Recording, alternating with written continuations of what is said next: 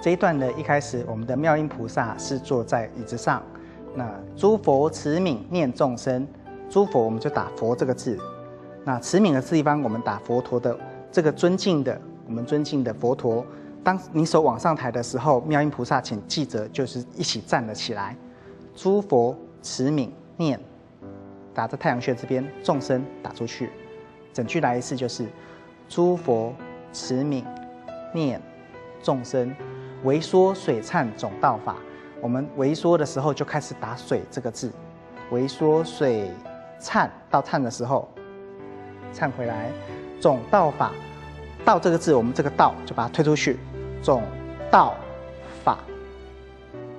整句来一次就是微缩水忏